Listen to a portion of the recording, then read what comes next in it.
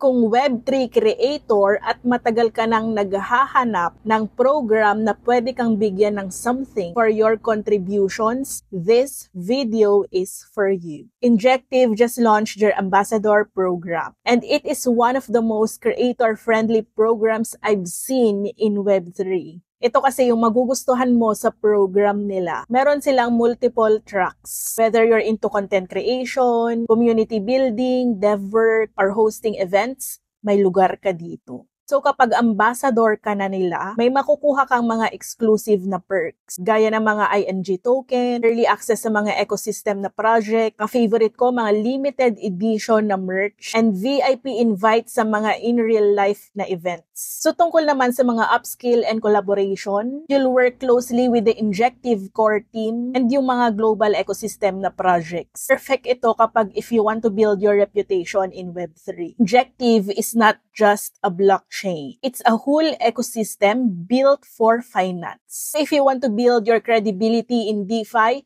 this is a strong place to start. Kung interesado ka mag-apply, nasa bio ko lang yan. Hanapin mo yung Injective Ambassador Program.